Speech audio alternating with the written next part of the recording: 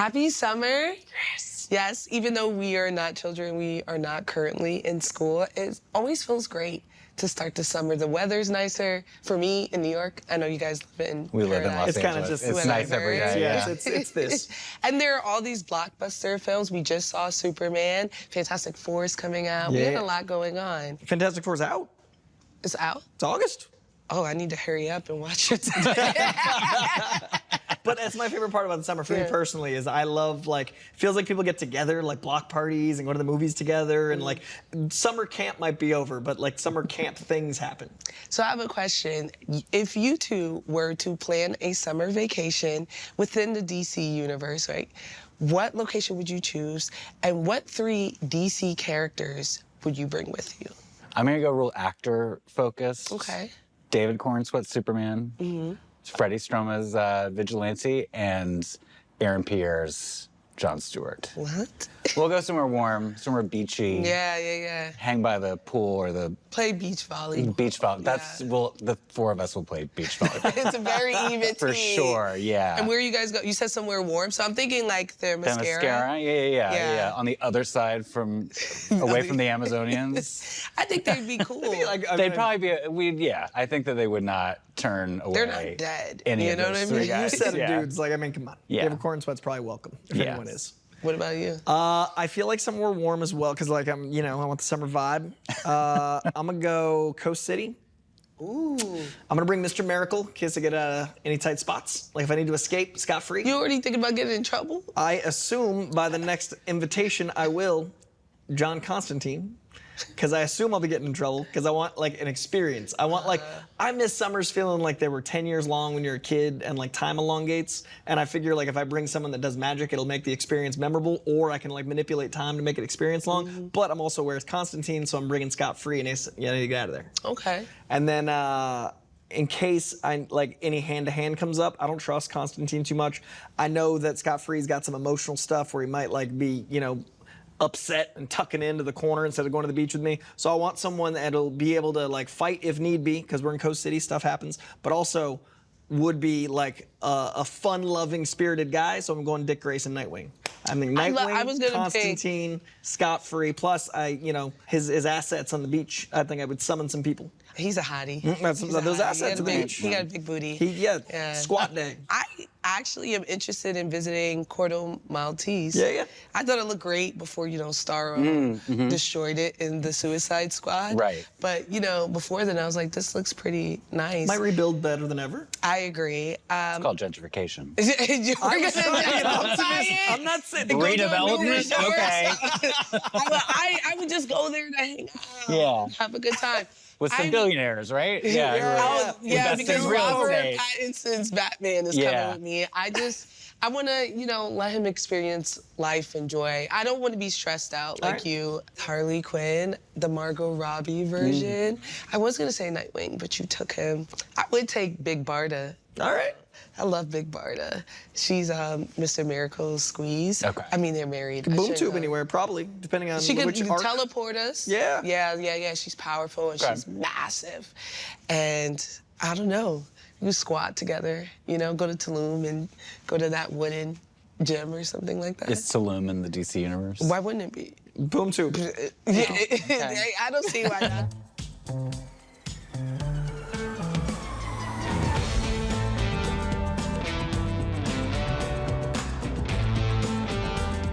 Well, to everyone at home, welcome to the DC Studio Showcase. I'm nerd commentator Frankie Smith. I am entertainment journalist Tyler Coates. I'm comic correspondent Coy John Drope.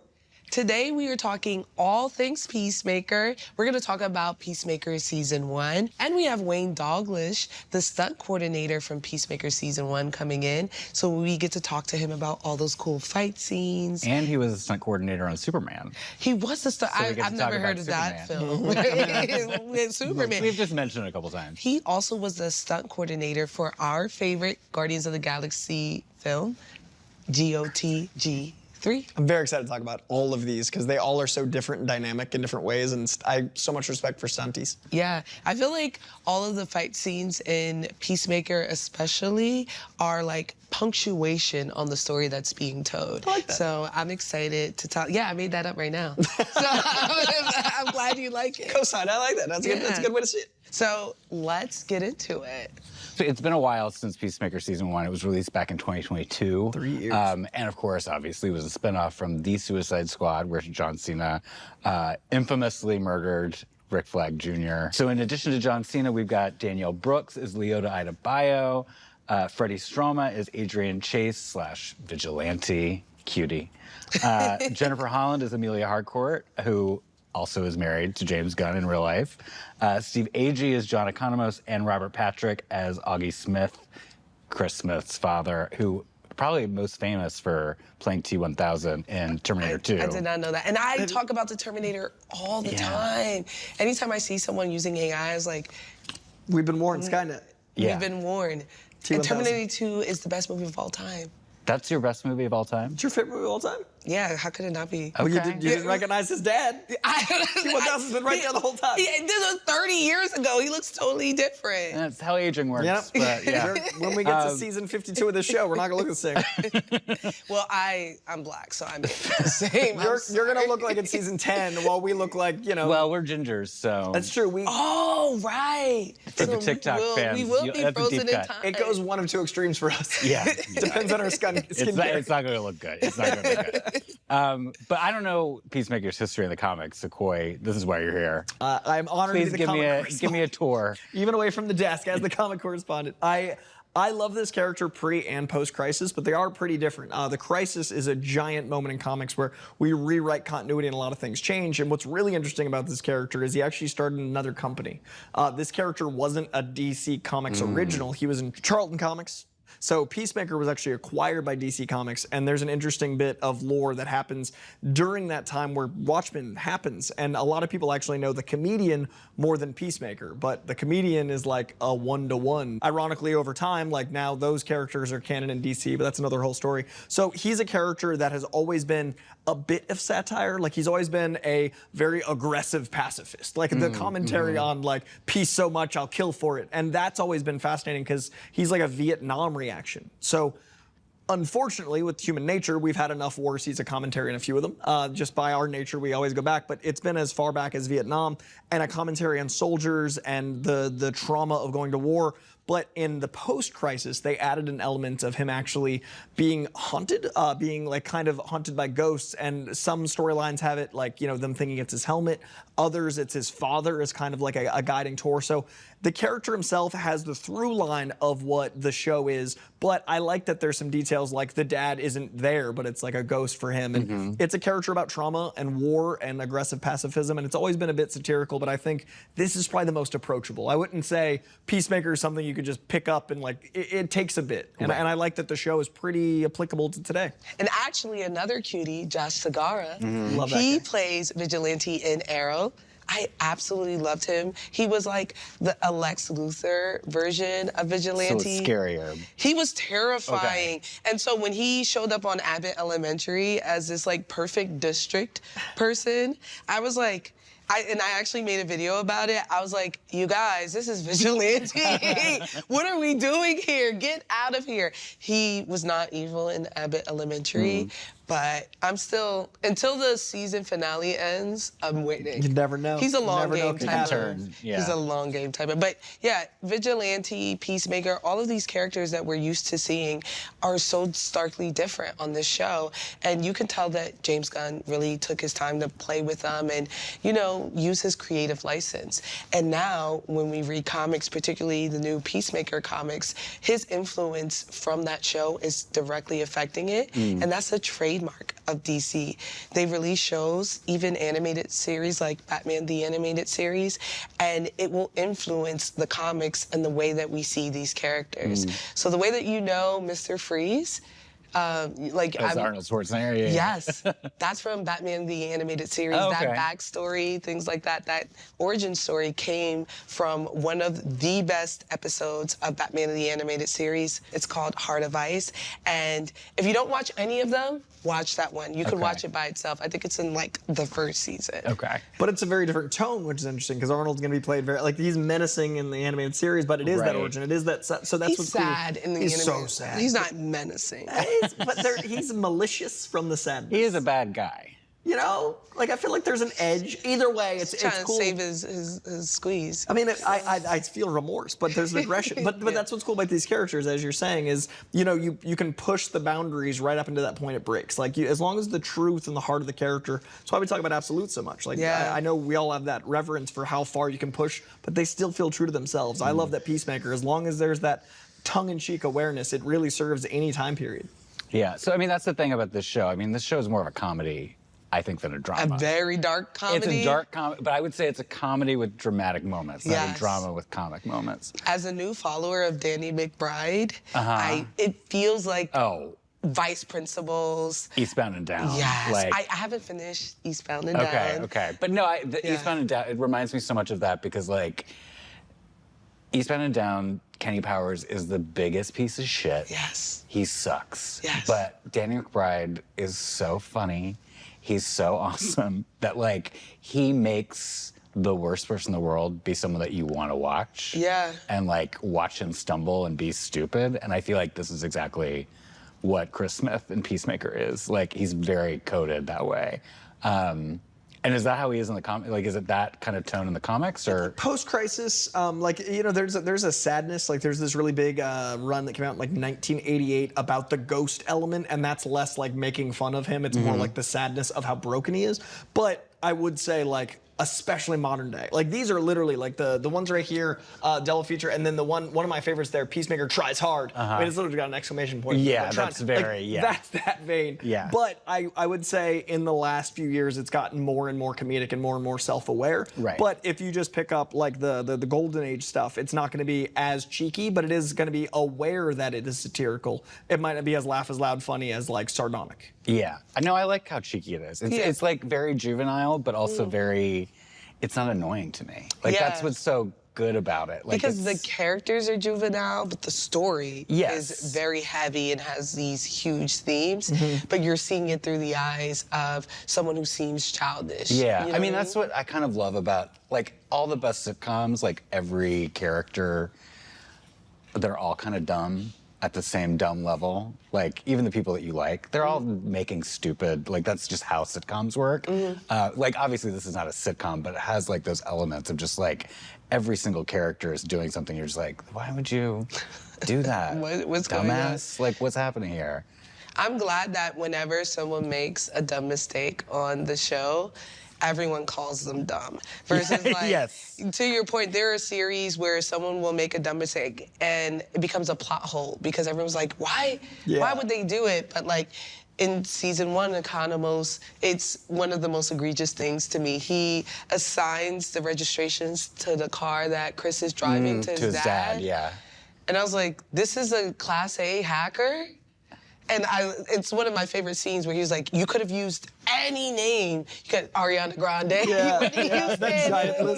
Michelle Obama, like, what are we doing? And I was like, yes. Like, you don't even have to be a good hacker to be like, maybe not his father. Right. But I think that's the relatability, right? Like, if you have a world this big and absurd, finding those moments of, like, you know, a dumb friend that does really dumb stuff, finding those moments, and then the pop culture punch up to make it even more like, I know this guy, ugh. And then you can have crazy stuff happen with Butterflies. So let's get to all the crazy stuff that happens in season 1. And if you need a refresher, you can always go watch it on HBO Max or rewatch it with James Gunn, Jennifer Holland, and Steve Agee, who are hosting a rewatch podcast of season 1. But obviously, it kicks off right on the heels of Suicide Squad. Peacemaker's recruited into Argus by Clemson Mern, played by Chikwudi Iwuji, who Amanda Waller has tasked to, like, put together this team, which also includes Amelia Harcourt, John Economos, and her daughter, who we don't know until the end of the pilot, is Leota Ida Bayo, and they're launching this Project Butterfly. basically we learn an alien race called the butterflies, who look like butterflies. They look kind of like praying mantises. Yeah, but they look a little bigger. different. Yeah. But you know, that's what you do with operations. You give it a flowery name and it means something else. But what didn't Operation in Suicide Squad? What was it? Operation. I think it was Project Starfish or Project Starfish, and it truly was a giant starfish. Oh, it was a big starfish. You're So literally, right. Literal Operation abstract. Butterfly. Yeah. But basically, these butterflies, these alien creatures, are inhabiting humans and planning to take over the world. And then, of course, Vigilante, who is Peacemaker's best friend. All right, he is Peacemaker's his best friend. Yeah, Peacemaker's his best friend. I think it's a kind of a one-way goes street. back. Towards the end, it's Leota who's Peacemaker's best friend. Yeah. And I think one theme that we see throughout that entire series, particularly with those two, is, you know, the pressure of legacy and being able to break away from the expectations of your parents. And for me, I know I couldn't do half this stuff. Obviously, I couldn't shoot my father in the head. But beyond that, even like seeing Leota from speaking with Peacemaker and establishing that friendship and her being able to stick up to go up against her mother, who, even if it wasn't her mother, to go up against Amanda Waller is a big thing. I was like, that takes courage. Could you stand up against your parents like that? I would never have to. It's a hypothetical. I was like, I like that answer. I love my parents. Which means no. You're Yeah, like, Mom, I know you're watching. I couldn't shoot my dad, and I couldn't betray my mom on a national scale. I don't think I've Even been if she was... That's the thing, and I love about the characters is they make you afraid of Amanda Waller so long ago, so many projects ago. Like in the comics, she's terrifying. She's terrifying in the Suicide. I mean, Creature Commandos. I mean, yeah, Creature like, Commandos. she stays terrifying. Yeah. But Viola Davis is such a presence that I love that it's even more impressive that she's able to, like, that's the mom. Yeah. So, like, I think that really strengthens Adebayo's character is, like, I couldn't do it, and my mom's the best. Like, I can't imagine going against Viola Davis as my mom. Who I'm sure is great. I couldn't do it either. But even like, I mean, Chris is also like pulling in that. I mean, he has his dad who is a racist piece of shit, a literal white supremacist super villain. And so he's struggling with like this idea that the man who like basically formed his whole worldview is abusive, is terrible. I mean, he ruins his life, essentially. Yeah. Yeah. Yeah, I couldn't do it. Good for y'all. And with that, should we kick to our interview with Wayne? Yes, let's talk to him.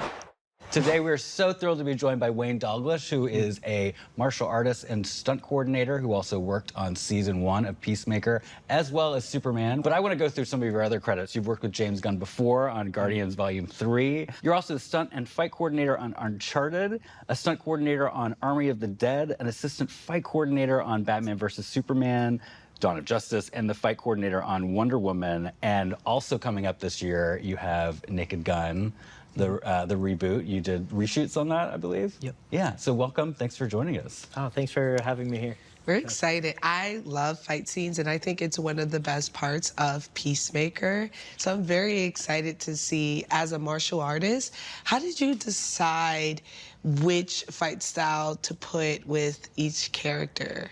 Well, the first thing that we do is we chat with James about who the characters are. And we kind of, like, John Cena has a very, like, extensive background with, I don't know, you know, his, like, wrestling background. So we definitely leaned into that a little bit, and it seems like Peacemaker would actually do some of those moves. Like, John seemed to, like, be somewhat relatable to the character. And then Harcourt was a little more, like, militant and just very, like, trained combatively. Judo master, we try to do a lot of, obviously, like, judo moves. So the physicality of these characters, like, you want to pair that with the mentality, and in the case of Cena, obviously that matches nicely. But when you're doing characters that are, like, story-based, if there's, like, a fight that you're like, I need to have, like, Adebayo in a scene, how do you try to navigate training someone? Because I think you had to train someone that wasn't normally, like, a stunt person in a situation. How do you navigate that when it's, like, a certain moment in a script and the person's never done something like that? Like, what's the step one to, like, okay, now we're going to launch you like a rocket? Yes. I think what you're talking about is one of one of her stunt doubles was actually one of her stand-ins initially, and then she was promoted. She had like a dancing background, and we were doing some just some simple stunts with her at first, and then she was doing very well, and then before you know it, we had her like on a winch flying, inside of a tunnel into a wall and bouncing off the wall to the ground.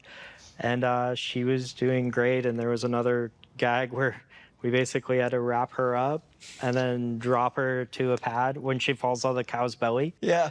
And so, yeah, I don't know. There was like a progression of like how far can you push your limitations in your body.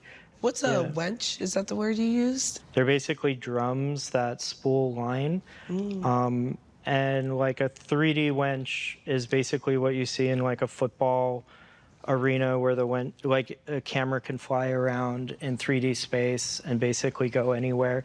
And they're basically just spools or drums that are like spools of line that are like pushing and pulling each other. On Superman, I just worked with a really like famous winch operator named Scott Fisher. He designed the Fisher winches, and he was our programmer, but they tend to have like engineering backgrounds and things like that, and they can just basically move humans or equipment, stages, puppeteer stages in 3D space. So they're somewhat complex, but also super useful. How do you organize stunts around like these huge fantastical things like the cow when you can't see the cow? You know what I mean? Like, how did you know this is how you make a human torpedo look, I mean, we did R&D for the human torpedo for James. So we would basically sit on a stage with a bunch of stunt performers / riggers, and everyone has like tasks that they're doing, so everyone's working on sequences. Like our riggers would be like, okay, we're gonna work on the cow sequence today, and then our fight coordinator, like our rigger was Raph Sola. He's based out of Vancouver, and he's an amazing stunt rigging coordinator / engineer. And then Alex Kiskovich was our fight coordinator.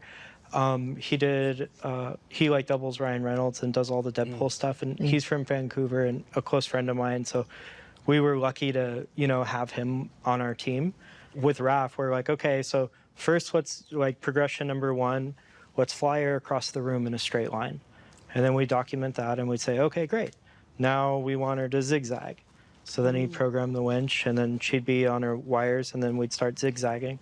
And then we'd send James documentation of what we're working on, and then he'll say, no, I don't like that, or hey, can she get a little whip, off to the side or something? Or he would come back with specific notes that he wants. And the great thing with James is, like, he's very specific about his notes, so when he says it, you're like, okay, well, that's what we're aiming for now. And, like, sometimes it's hard to get there because what he asks for is he doesn't like really contain himself unless he has to.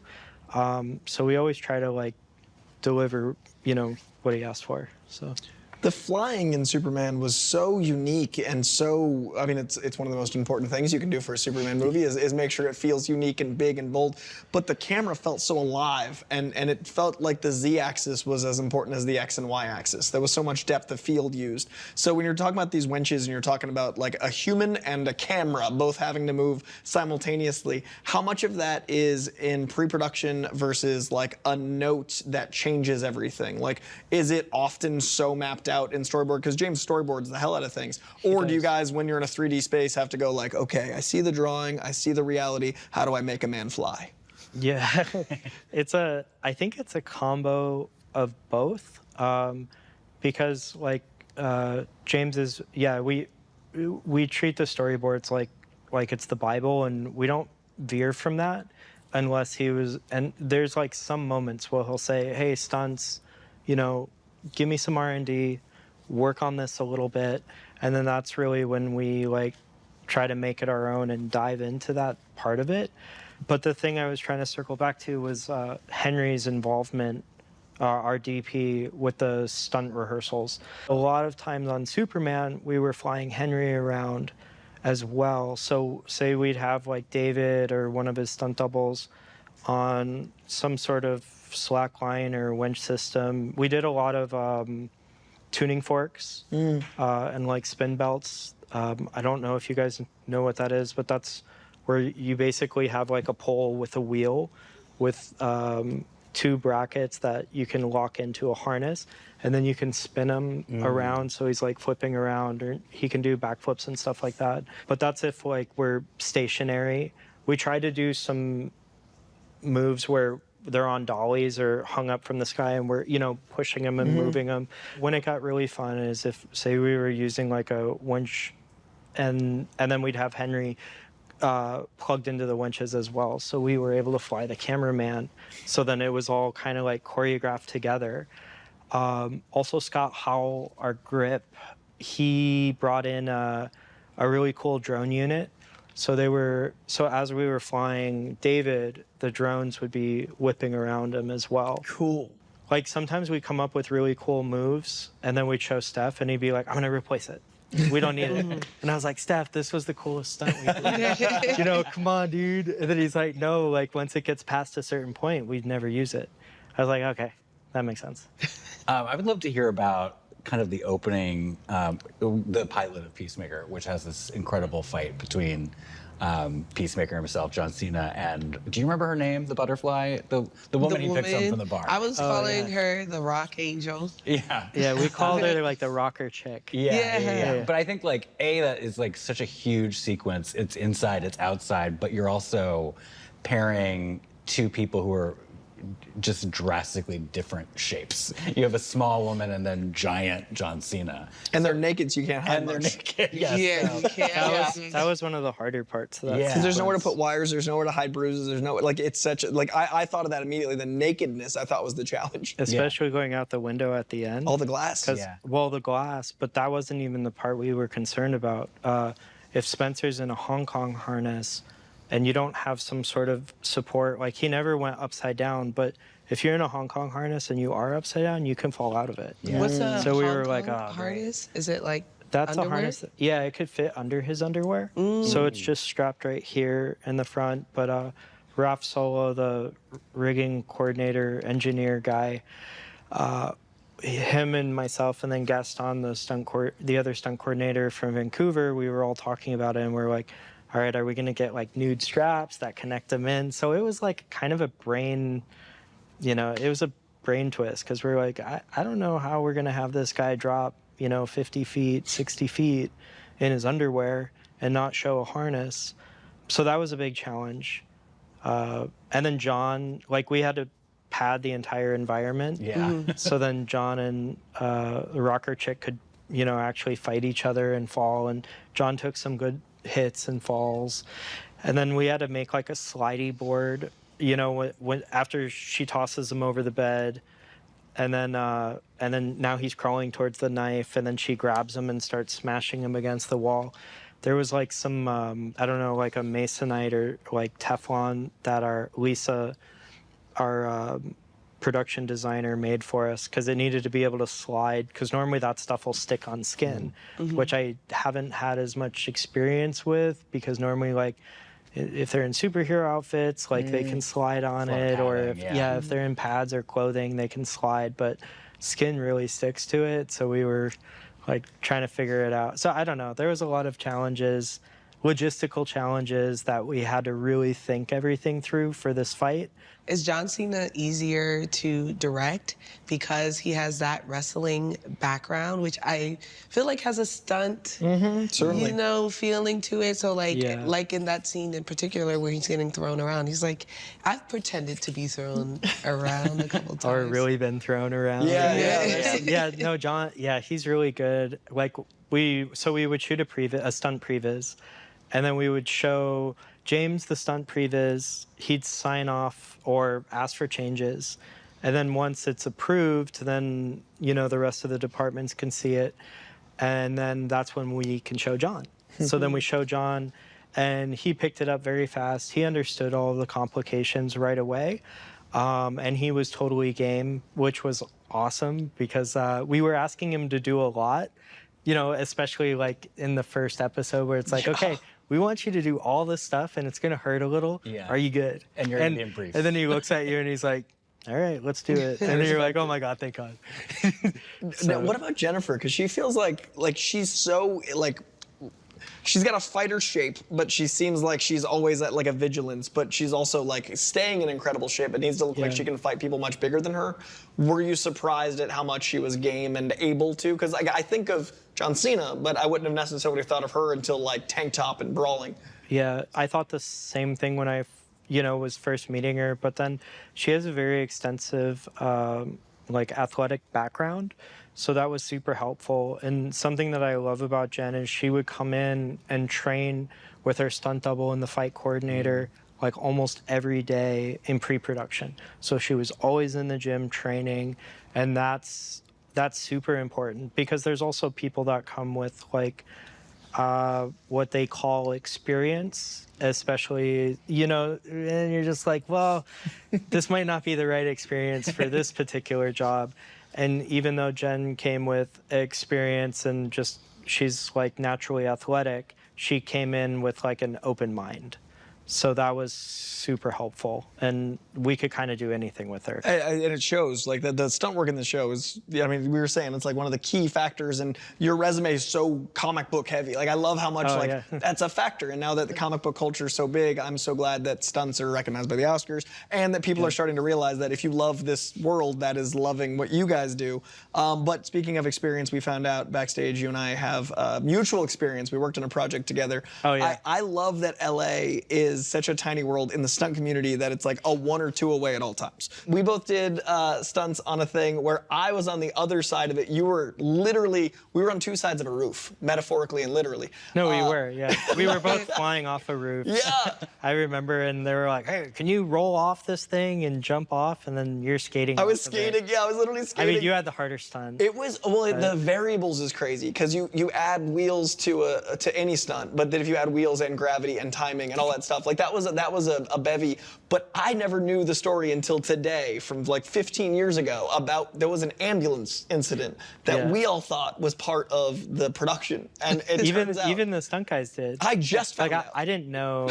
Yeah, it was crazy. Like you telling me that there was an ambulance that came and it was for an actual occurrence. I thought it was part of production until today, from 15 years ago in my real life. So everyone's good though, right?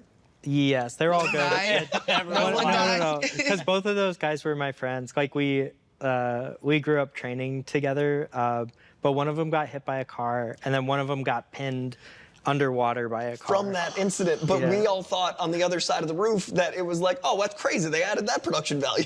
So like as a stunt, you both are stuntmen who have done stunt things, right? Former. Things.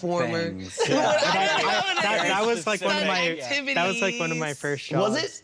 Well, yeah, because I was 18. One of my first like adult jobs. So But- when you're on the job, like you said you were skating, when you apply, do you say, I can skate, I can do this? Oh, you say you can do everything, just But like an when- acting job. Yeah, I what can if go you to the couldn't moon. skate? You just like a You learn. prayer?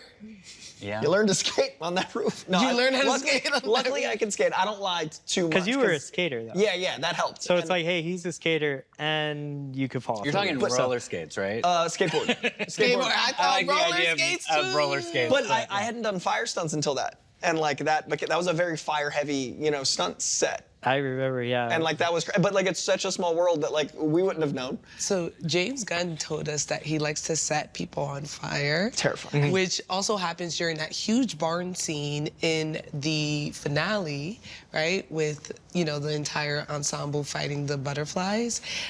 Did you help coordinate some of that fire or like any of that stuff? No, Gaston Morrison coordinated. Like he handled the car and the fire stuff. So do you have to work with all those moving pieces? Do you have to like say, okay, we're gonna do these fighting here. This guy's on fire. This guy's like being flown across the room. Do you all talk or do you just focus on your stunts? So normally what we'll do for like a large sequence that has many moving components and different like skill sets that are needed is we'll get information from James and say, okay, here's what is needed. Make sure we have all the right people in place to make sure we can execute each one of those things safely and then dynamic and in a cool way. We'll basically like write out a beat sheet and then we'll start rehearsing / R&Ding what it is that we're planning on doing. And then we'll make sure that that is, I don't know, that James can see, you know, like our process as we go. So there's like little check marks that, you know, we're ticking off as we're doing these things. And then we'll do like an iPhone reference walkthrough, or if James has time, we'll bring him on set with all of our performers and stunt people there, and then we'll walk through what it is that we're doing. So then he has an idea of what we're doing, and then he'll say, I think I want cameras, you know, here, here, and here. This is how I want to cover it. And then, oh, by the way, give me some options of how we, you know, can see this, this, and this, and then how we want to connect like a story into, you know, a different story. And then from there, we do what is called a stunt previs, which I actually started like a company called Sandbox Action Design. And it's because I found myself doing these previses all the time that like now I started a business out of it with my partner, Chris Clements. And so we'll like go and we'll shoot all these previses and, you know, give them to James. And then it's kind of like our live action iteration of his storyboards. So it's like a way to bring what he sees to life. And then we show him what, you know, we're planning based on his ideas. And then he'll go and shoot it. I got 2 last questions based on your work, because I have wondered for a very long time. One is Guardians 3 based, but one is Batman versus Superman based. The warehouse fight, the tracking shot behind Batman. I mean, it's one of the most incredible fights in comic book movies, but there's this crazy forced like push going behind Batman as he fights and he throws guys. I've always wondered how the inertia of Affleck, or a stunt double, is able to push forward while the camera moves, and you've got these coordinated like down thrusts.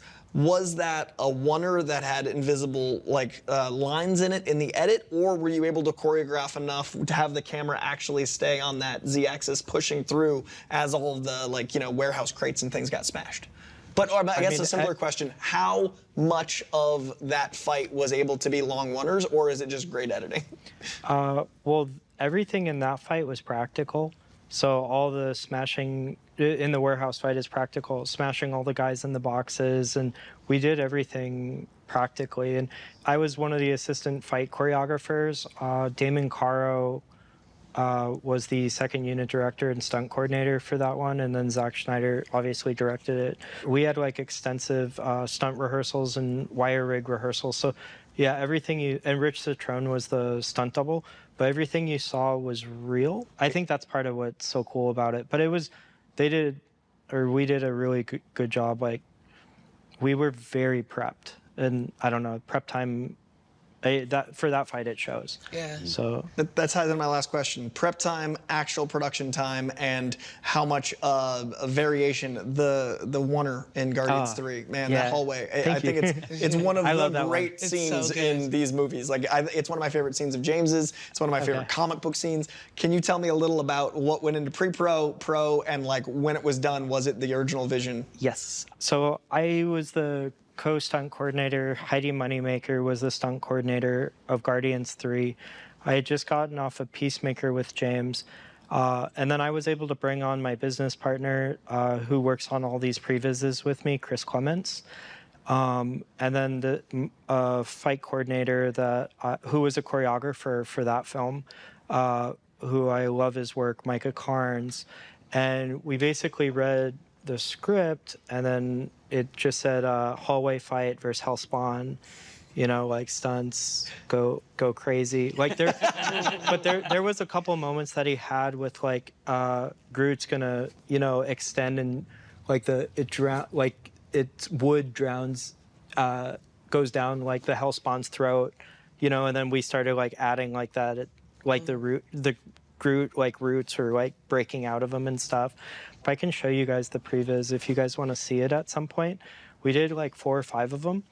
One was on a normal stage, and then we shot it. And then I remember, because like Lars and Simon, our producers, would like walk on stage, and we'd have like, they said it looked like party lights going, and there's like fog, and it was kind of like, we made it a little like production or short film out of it, and it was like one of the most fun previses we ever got to do. But so we did the whole previs, and then we finally were like, okay, now we're gonna go show James. So we went and showed James, and he really liked it. He had a lot of notes for us. So he very like kindly said, I love this, but you got to change all this stuff. And we're like, oh, okay. Obviously, it was all like for the better. We basically kept what parts he liked, and then we added in changes or additional pieces or ripped some parts out. And so we had like what is called a Frankenstein previs, because it's like two previses mashed together. And then we showed him that, and then he was like, okay, that's great, but I want to see this, this, this. I don't like that. The Peter Quill thing is still not working. You know, give me another option for that. So then we went to a different gym and we filmed it again, and then we Frankensteined it together a little bit more. Where it like really came through was once the set was built, Beth Mickle built this really like awesome set for it. And then we reshot it as like a stunt rehearsal in the actual hallway. So I have like a bunch of different versions of it. But it was cool because like all the Hellspawn, they were previously placed. We did some mocap and extend stuff for Rocket climbing up Groot's arm, you know, like running down Groot's arm. So in our stunt phys, we have all of that in there. Cool, man. Or like Rocket, you know, in the air, like shooting people, and then the Hellspawn getting shot through, and then we transition into Peter Quill. Yeah, I don't know. If you guys are interested, Dude, I'd love so to show much. you Yeah. at some point. Well, thank you so much for joining us. You by far have like one of the coolest jobs. Oh, It thank is you. awesome. I really appreciate you sharing with us, because for me at least, it's one of the best parts of Peacemaker is watching these fight scenes and just learning how the sausage gets made is amazing. And the difference between a Peacemaker fight scene, a Superman flight scene, and a hallway scene, like the Yeah, way you just they're all described it. different. Yeah. For, like Peacemaker, you need a Spencer Thomas who can, Yeah. you know, It's very It's magical it's work. crazy. So, Yeah. Wayne, is there any place that people can find you? You mean online? Yeah. Oh, You're like yeah. online. No, I was like, wait, what? You're Sorry, like, you. no. Sandboxactiondesign.com. That's my website. Yeah. And then we also have an Instagram tag, and then my like personal Instagram tag is Wayne Dalglish. So it's just my name. Thank you. Well, yeah. thanks for joining us. Thank you guys. I appreciate it. Thanks for all your hard This work. was cool.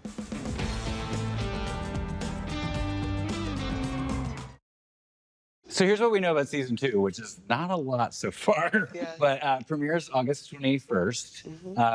Follows the events of Superman, which we just saw, Yeah. Yeah. Peacemaker cameo, Yeah. and Creature Commandos, of course. It has appearances by Superman supporting cast members Hawkgirl, played by Isabella Merced, Green Lantern Guy Gardner, Nathan Fillion, and Maxwell Lord, Sean Gunn, who we only saw in Superman for like one quick minute. Yeah, I think like the slow build of the billionaire thing. I really thought that was going to be a huge part of Superman. It was Yeah. like Stag and Maxwell Lord Yeah. and Luther Tech, and then I was like, Nope. there he is. I mean, I think they're building a universe. I'm yeah. saying that. I think he's building a universe where he reminds us that there are multiple billionaires that are shaping Yes. not just the world, but the people who are in charge of saving the Yeah. world, right? The Justice Gang is funded Yeah. by a By billionaire. Maxwell Lord, And yes. that I think will inform this show. Like I think Peacemaker will continue on that journey of exploration. Yeah, so I'm- the teaser of season 2, really all we've seen so far is Chris being interrogated by Maxwell Lord,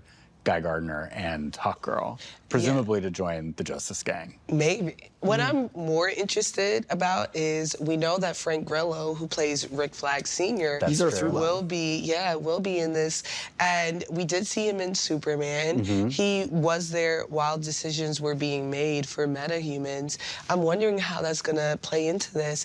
I'm also wondering if he knows that Peacemaker killed his son.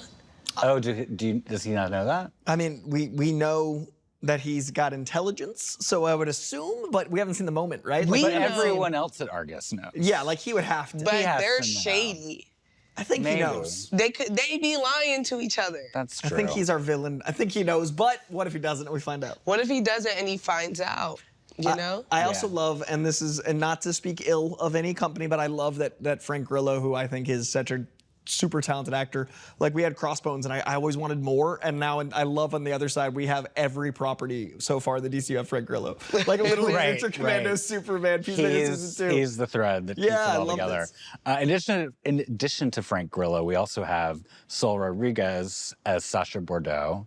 Is she a character? She's like a... She is a character in the comics. I don't know too much about her. I know she does have like a cybertronic arm. Like a robotic arm? Okay. Yeah, yeah. I don't think of her as a major character, but that's the fun of what James Gunn does. Like kind of what we're talking about Peacemaker, like elevating characters. Right. So I'm curious who she turns out to be. And we don't know who he's playing, but Tim Meadows from SNL fame will also be in there. Yeah, hopefully someone funny. What if he's like another vigilante type character? That'd be amazing. You know what I mean? I would love to see him like fighting crime, but being Tim Meadows. But he's so buttoned up and like formal. Like all of his jokes are so stoic. I'm curious if he's like I know him as the ladies' man. Oh, I know him like Mean Girls. Not very stoic, yeah. Mean Girls, he's so like, the jokes are all very like Yeah, dry. he's a principal, yeah. Right? Maybe he's like a government official. I would love to see him as like a Jim Gordon. Oh. You know what I mean? Just a ridiculous... That's like the Harley Quinn Jim Gordon. Really? Like, yes, he would be a Harley, right? the Harley Like, Quinn show. really Yes, he would be just like that, Jim Gordon. Absolutely. So what else do you think might happen this season? What's on your wish list? What's on our wish list? What I think we'll get like awesome needle drops. Like I think we'll get some great hair metal. But I think a new song. A new song, I assume. Yeah. But I think like in the same vein of hair metal, probably a half naked or mostly naked John Cena, like a bottomless or topless. That man does not train so, you know, like or a way hopefully both. You don't train that hard and not show it. A new intro dance. Yeah. You know? Yeah. Oh, we should do like bingo. Like for predictions? Yeah, like write out all our predictions, and then as the episodes go, we can mark them off. Strike them off. All right. I think that would be smart because if you all don't know at home, we will also be covering every single episodes. We'll do them in couplets. We'll do 2 episodes at a time, and we'll review it. We'll do some reactions to it and our thoughts, and we'll do it at the same time that James Gunn is doing his companion podcast, which is already running. It's so good. He started July 24th. They're rewatching, and then on the premiere day, August 21st, that's when it goes into companion mode. Yeah. And I think this is going to be fun for us because we'll get to get facts from them and like the BTS, like the IMDb trivia side. Yeah. And then we get to discuss it like from the day-to-day viewer. Like we'll have a little bit more insight, but it won't be, they're not going to be the same show. Yeah, and I think the winners should get their own special mug for an episode. Is that the gauntlet being thrown?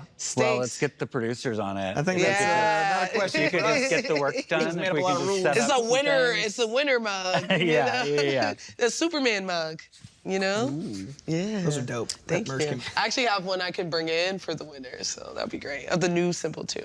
So one of the things I'm most excited about is, I said it before, there's the movie, and now the DCU has started with Creature Commandos, but then we got Superman as a movie, and now the next installment in the DCU is going to be Peacemaker. So this is officially in the DCU, but Peacemaker Season 1 was a while ago. So as a comic nerd, canon and continuity and what's happening, all of that is and can be very confusing, but also can be very easily explained once you know. And I'm really excited and curious what in Season 2 relates to Season 1. But James already started on his podcast kind of canon watch, like going through what's going to be canon. So I think that's going to be a really useful tool. I'm glad he's doing that podcast so I can know, and then we can know going forward how this, I mean, how many times do you get to see the birth of a universe? So we're seeing that. Yeah, I'm glad that James is like, listen, we got some good stuff already. Why toss it?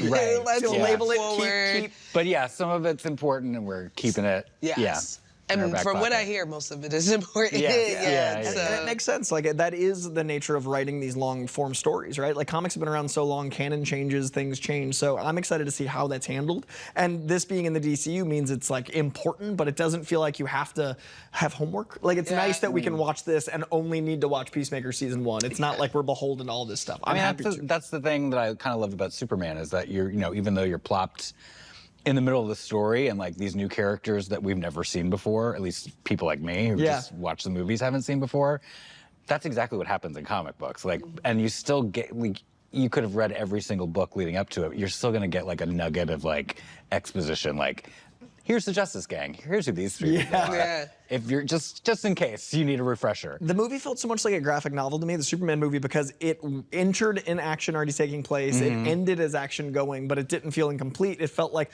when you read a graphic novel, you know there's more comics coming, and more comics have come before it, but you've got those comics. And I really like that Peacemaker feels the same, where it's like, and we saw Peacemaker in Superman, now we go on this adventure, and that's going to be this arc and journey. So like reading books in that format's really fun. And that's how comics in nature works, right? They'll introduce a character in a book of a more popular character or an ensemble story, and then it'd be like, okay, you guys liked him? Cool. We got a full story just around this character. Right.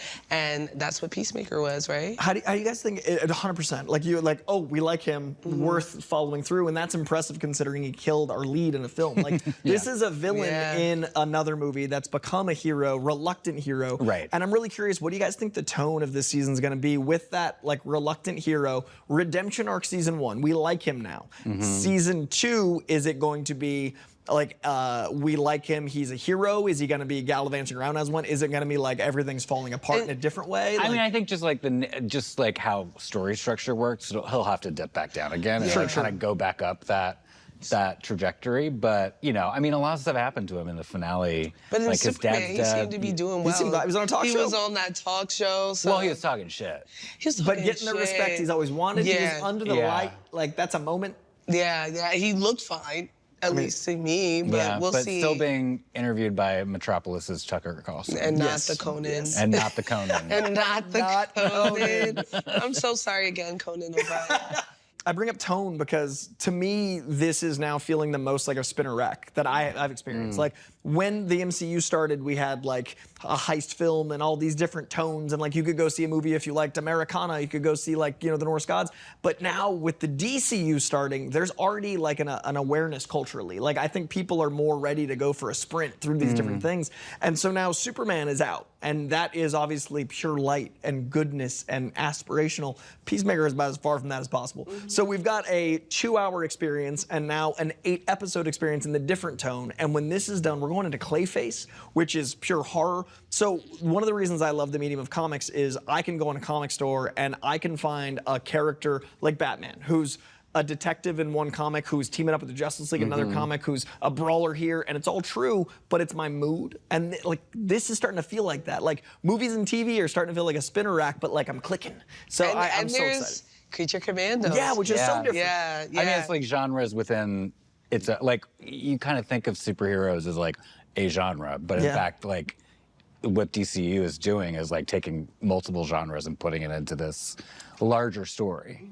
And it feels like the characters are so big they can fit in different ones, like Rick Flag. Like, Rick Flag fitting in Superman didn't feel like it didn't fit in Creature Commandos. I assume it's going to feel cool to see him here, and how different is he going to be, but still be Rick Flag. And James Gunn talked about that during our interview, which, when we went to the Superman screener, a journalist walked up to me and said, hey, James Gunn tried to tell you that Arrow doesn't have different tones, and that's not true. And I want to say that person who I will not name did affirm me in that, but he did mention that the entire thing, and I think that is a point of comics, that you get to see different genres. When we're reading comics, different artists, different writers, they're all telling stories of characters that all interact with each other.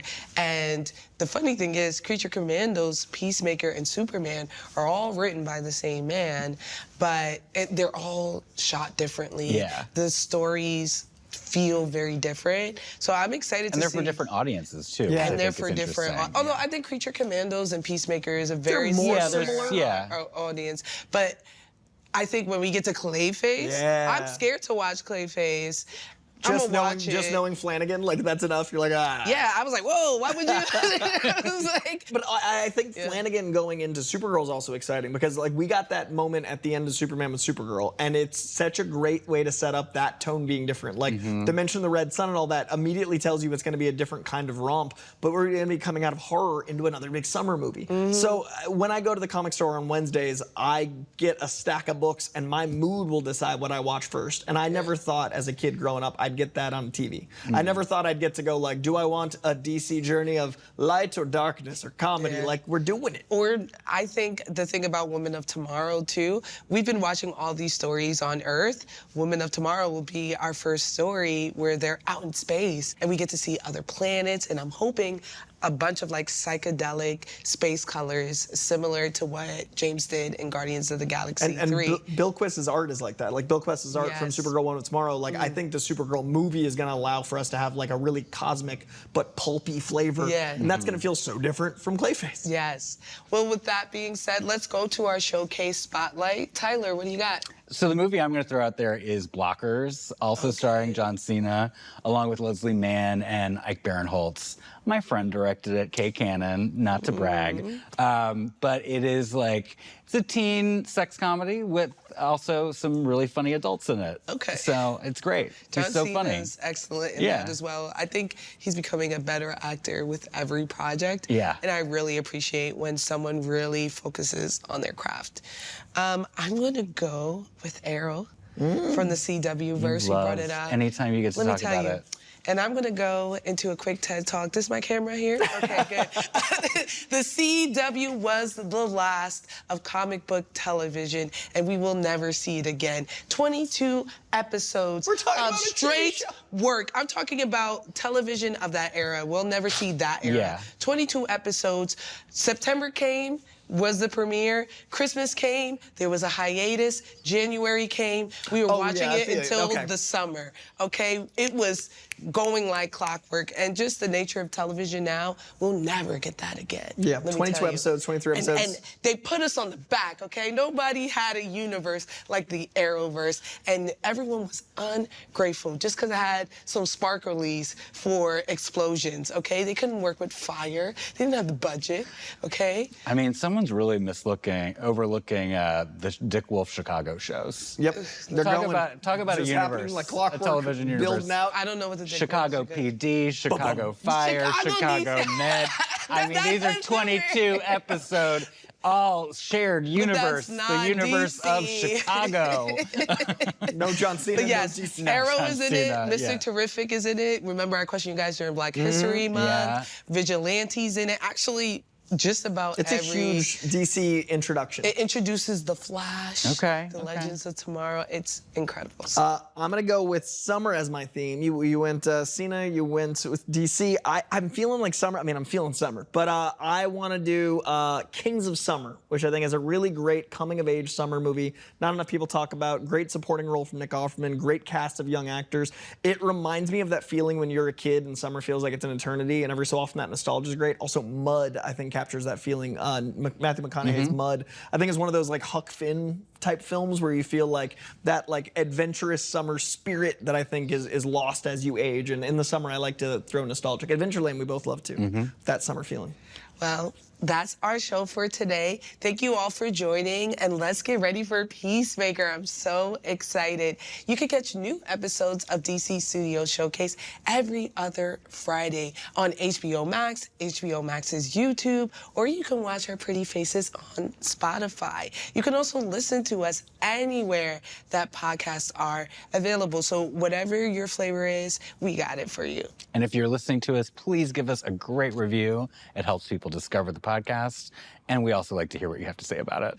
And as always, if you want to read any of the comics we talked about here today and so many more, including the Peacemaker Eagly double feature, issues are also available on DC Universe Infinite, as is one of my favorite personal Peacemaker stories ever, Peacemaker Tries Hard. It feels just like the show, and it's a really good gateway into comics. If you like a show, if you like a movie, reading the comics might help you find more comics. You can do all of that on DCUI. DC Universe Infinite is DC's online comic catalog. Also, go into your local comic shop, talking to people there, talking to the store owner, talking to the guy working behind the counter, the girl working behind the counter. They will want to share comics with you. So please check out comic stores, check out DC Universe Infinite.